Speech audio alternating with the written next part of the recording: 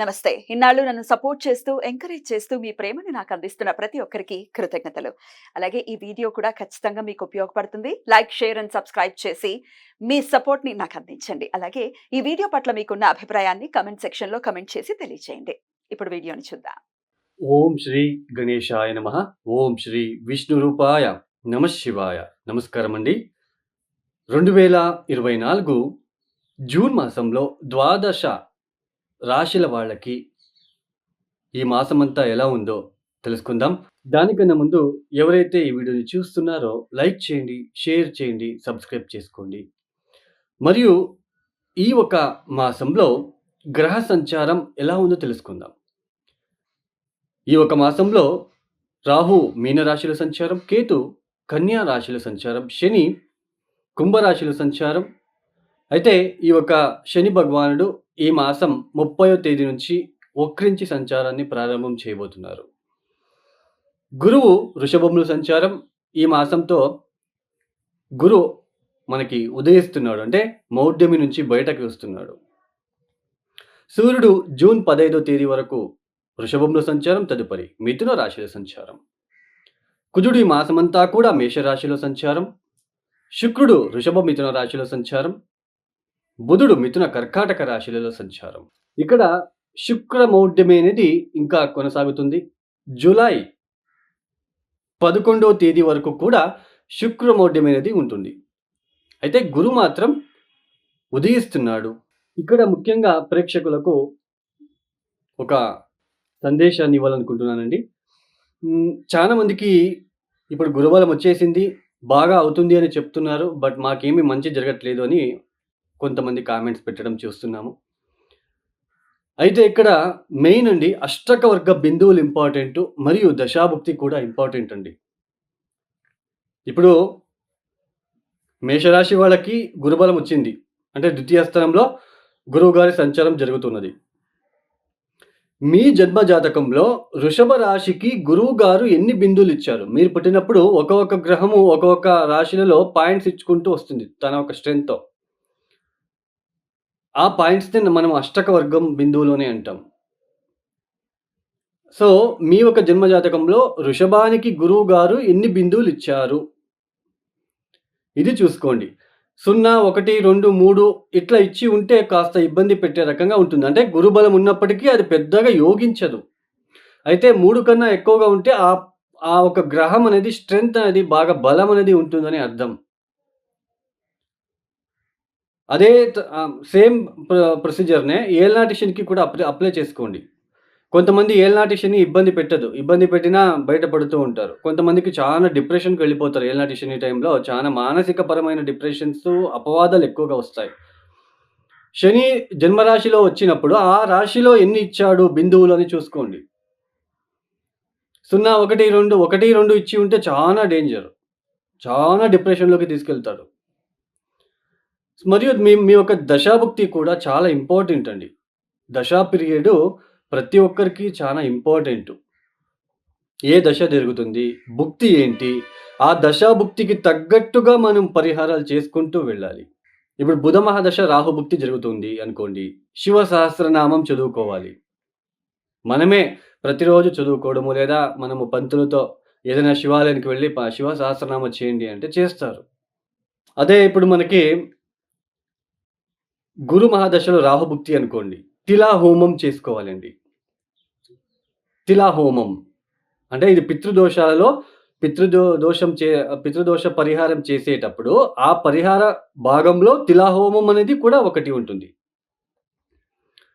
అదే చంద్రమహాదశలో శుక్రభుక్తినో, బుధభుక్తినో అలా ఉన్నప్పుడు, లేదా శుక్ర మహాదశలో చంద్రభుక్తి ఉన్నప్పుడు మహాలక్ష్మి అమ్మవారిని పూజించాలి. ఇలా దశాభుక్తిలో వచ్చినప్పుడు మనము వాటికి తగ్గట్టుగా ఆ దశాభుక్తి రాకున్న ముందే పరిహారాలు చేసుకోవాలి. రేపు ఎగ్జామ్ అన్నప్పుడు పిల్లవాడు చదివితే ఏమవుతుంది? ఎగ్జామ్ రాస్తే మనకి నో యూజ్ కదండీ. సో, అలానే దశాభుక్తి ఇంకొక 1 మంత్‌కి ప్రారంభమవుతుంది, నెక్స్ట్ మంత్ వస్తా ఉంది అన్నప్పుడే మీరు మేలుకొని మీరు ఆ పరిహారాల్ని అప్పటి నుంచే పాటిస్తూ వస్తే ఆ ఒక పెద్దగా దశాభుక్తి పెద్దగా ఇబ్బంది పెట్టినప్పటికీ దాని నుంచి బయటపడే మార్గం కూడా చూపిస్తుంది.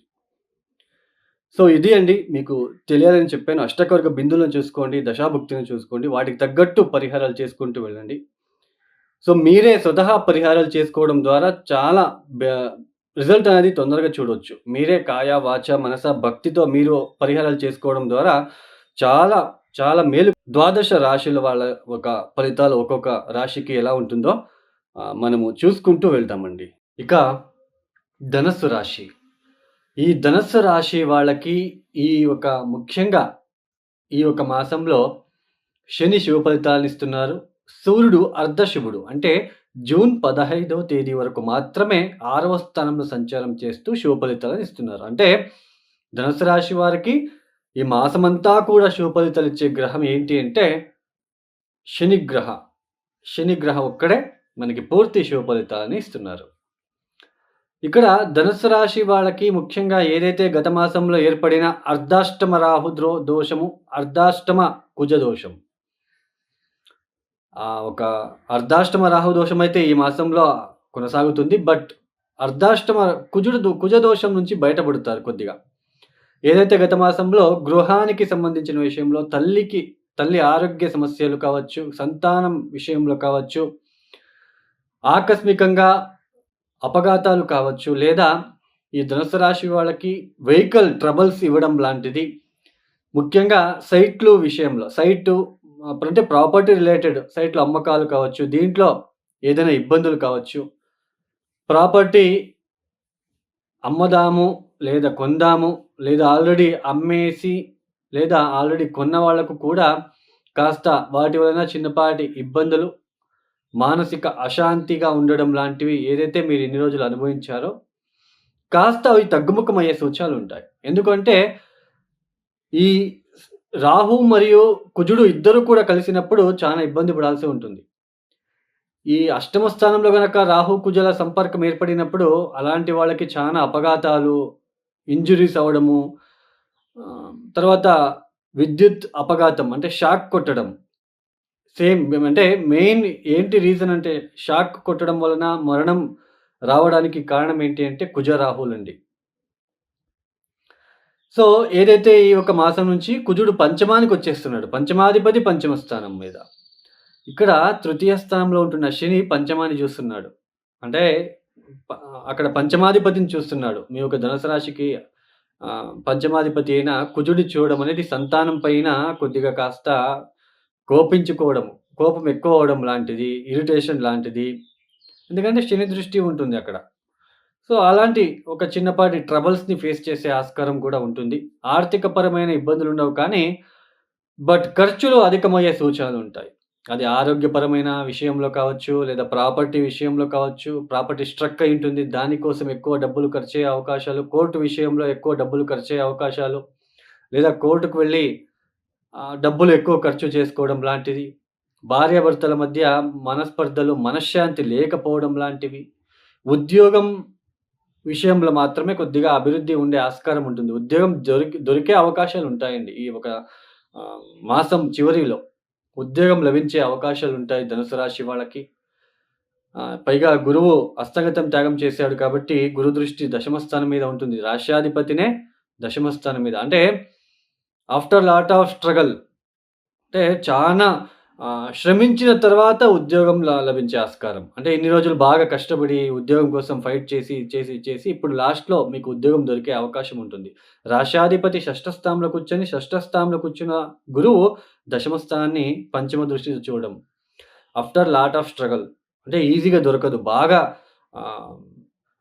కృషించి, శ్రమించి, సో, ఇంటర్వ్యూ ఫెయిల్ అవుతూ లాస్ట్‌లో మీకు ఉద్యోగం దొరికే సూచనలుంటాయి.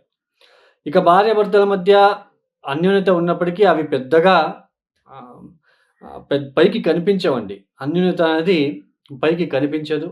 బట్ ఇక్కడ ప్రయాణాలు చేసే ఆస్కారం ఉంటుంది. ఉద్యోగం రీత్యా ప్రయాణాలు చేసుకోవడము, ఇంటర్వ్యూకి ఒక చోటుకి వెళ్ళడము, లేదా ఉద్యోగం ద్వారా వేరే ఒక మార్పు చెందడం లాంటిది, స్థాన మార్పు చెందడం లాంటిది కూడా ఈ యొక్క మాసంలో కనిపిస్తూ ఉంటుంది.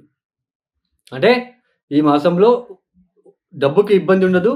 చివరిలో కాస్త ఉద్యోగ అవకాశాలు లభించే అవకాశం, అంటే ఉద్యోగం దొరికే అవకాశం ఉంటుంది.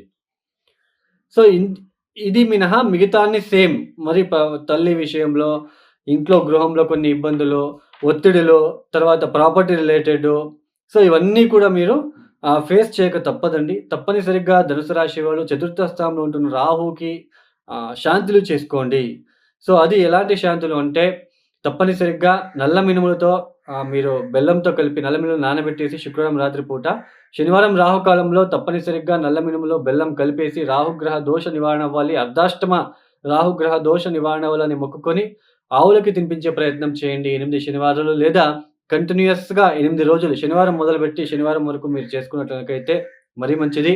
తప్పనిసరిగా ప్రతిరోజు శివ సహస్రనామం వీలైతే గురుగ్రహ మంత్రం ఉంది కదా! దేవనాంచ ఋషీణాంచ గురుం కాంచన సన్నిభం బుద్ధిభూతం త్రిలోకేశం తం నమామి బృహస్పతిం. ఓం నమః గురుగ్రహ దేవతాభ్యో నమః. శాంతిం శాంతిం శాంతిః. దీన్ని చదువుకోవడానికి ప్రయత్నం చేయండి. తర్వాత వీలైతే గురువారం పూట మీరు లడ్డులను ప్రసాదం అంటే నైవేద్యం పెట్టించి ప్రసాదం రూపంలో అక్కడ ఉన్న వాళ్ళకందరికీ పంచిపెట్టడానికి ప్రయత్నం చేయండి. శివుడికి పసుపు నీళ్ళతో అభిషేకాలు చేయించుకున్నట్లయితే మరీ మంచిది. ఈ యొక్క వీడియో మీకు నచ్చితే లైక్ చేయండి, షేర్ చేయండి, సబ్స్క్రైబ్ చేసుకోండి. సర్వే జనో సుఖినో భవంతు. ధన్యవాదములు.